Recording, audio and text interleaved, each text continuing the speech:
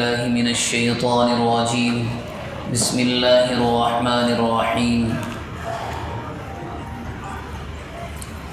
أرأيت الذي يكذب بالدين فذلك الذي يدعو اليتيم ولا يحض على طعام المسكين فويل للمصلين الذين هم عن صلاتهم ساهون الذين هم يراءون ويمنعون الماعون.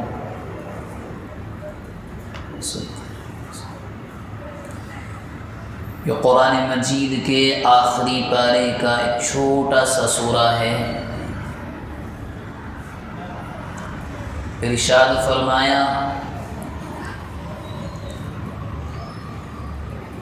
أرأيت الذي يكذب بالدين، کہ تمہارا کیا خیال ہے اس شخص کے بارے میں جو یوم جزا یعنی قیامت کے دن کا جھٹلانے والا ہے. فذلك الذي يدعو اليتيم، اور وہ شخص وہ ہے جو یتیم کے ساتھ اچھا سلوک نہیں کرتا. ولا يحض على طعام المسكين، اور نہ ہی لوگوں کو غریبوں کے کھانا کھلانے پر ابھارتا ہے. فویل للمصلین، تو ان نمازیوں کے لیے تباہی اور بربادی ہے. کون سے نمازی؟ الذین هم عن صلاتهم ساہون، جو اپنی نمازوں میں سستی کرتے ہیں، کاہلی کرتے ہیں. اور اگر نمازیں پڑھتے بھی ہیں تو حالت یہ ہوتی ہے کہ یراؤن، دکھاوے کے لیے، شہرت کے لیے، ریاکاری کے لیے. وَيَمْنَعُونَ الْمَاعُونَ، اور راہ خدا میں جو خرچ کرنا ضروری ہے وہ بھی نہیں کرتے. اس صورت کے اندر دراصل منافقین اور کافروں کی کچھ نشانیاں ذکر کی گئی ہیں. پہلی چیز تو یہ بتلائی کافر کی نشانی کے بارے میں کہ قیامت کے دن کا جھٹلانے والا. اب اس میں بھی دو چیزیں ہیں. ایک انسان تو وہ ہے کہ جو زبان سے انکار کر دے، نہ مانے، اس کو تو صاف کافر ہی کہا جائے گا. لیکن ایک انسان کا کردار ایسا ہوتا ہے کہ زبان سے تو انکار نہیں کرتا، مگر عمل سے احساس یوں ہوتا ہے کہ آخرت کی کوئی فکر ہی نہیں ہے. تو یہ بھی ایک طرح کا انکار ہی ہے. مثال کے طور پر گھر میں کوئی شادی ہو، کوئی بھی فنکشن یا پروگرام ہو، تو اپنوں کو دعوت نہیں دی جاتی. وہ خود بخود تیاریاں کر لیتے ہیں، کپڑے تیار کر لیتے ہیں. اور اگر اپنا ہو کوئی بغیر وجہ کے کپڑے نہ بنائے تو بے وقوف نہ کہیں گے تو کیا کہیں گے؟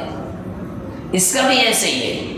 آخرت کے یوم جزا کے دن کے معلوم ہونے کے باوجود بھی تیاری نہ کرنا تو ایک طرح کا انکار ہے. یہ تو ایسا ہی ہے کہ اللہ جب ہوگا دیکھ لیں گے، ابھی کوئی فکر ہی نہیں ہے. اور دوسری نشانی ذکر فرمائی، یتیموں کے ساتھ اچھا سلوک نہیں کرتے. اور یہ چیز آپ نے اس زمانے میں دیکھی ہوگی کہ جب ملک میں یا دنیا میں لاک ڈاؤن کا زمانہ تھا.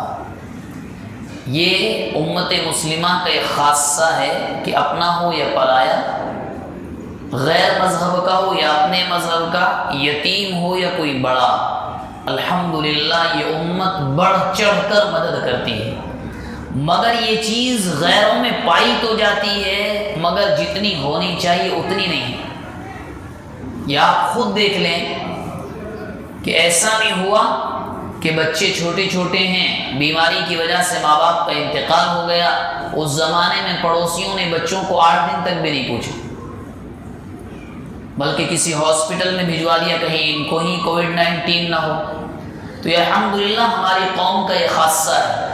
اپنے ہوں یا پرائے، یتیم ہوں یا اچھے، اگر دکھتا ہے کہ سامنے والا پریشان ہے تو ہماری اس قوم کا اور امت مسلمہ کا یہ خاصہ ہے کہ اپنے منہ کا آدھا نوالا توڑ کر سامنے والے کو کھلاتے ہیں.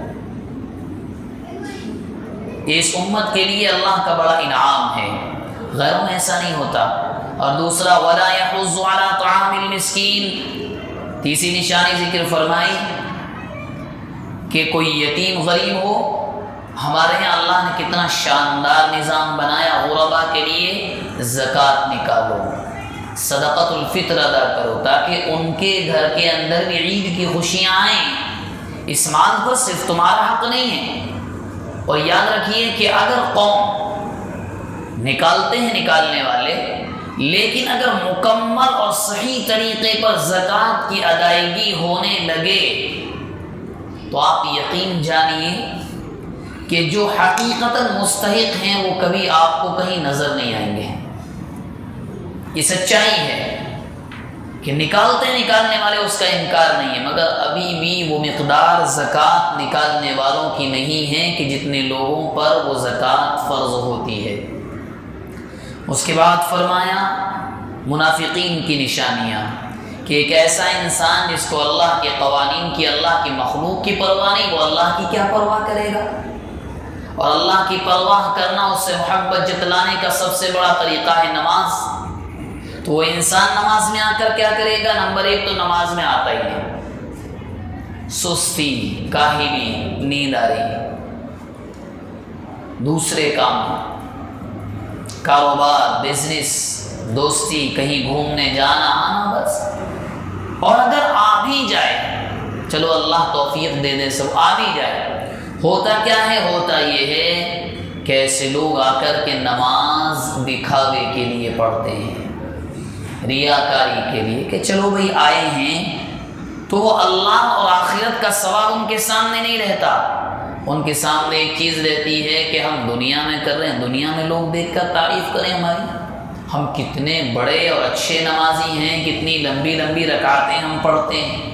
اور آخری نشانی ذکر فرمائی کہ ایسے لوگوں کے دل جب اتنے تنگ ہو جاتے ہیں، نہ قانون خدا کا خیال رہتا، نہ اس رب کا خیال رہتا جس نے وہ قوانین بنائے، تو اس رب کے راستے میں وہ فرض مال یعنی زکوٰۃ بھی نہیں نکالتے۔ یہ کچھ نشانیاں اس آیت کے اندر کفار کی، کچھ منافقین کی ذکر اس لیے فرمائیں تاکہ ایک اللہ کا بندہ ان چیزوں سے بچے۔ اگر خدا نخواستہ کسی کے اندر یہ پیدا ہو جائے تو وہ اللہ کا بندہ ان کو جتنی جلدی ہو سکے چھوڑنے کی، ترک کرنے کی کوشش کرے۔ دعا فرمائیں جو باتیں ہمارے سامنے آئیں، اللہ تبارک و تعالی ان تمام باتوں پر عمل کرنے کی توفیق مرحمت فرمائے۔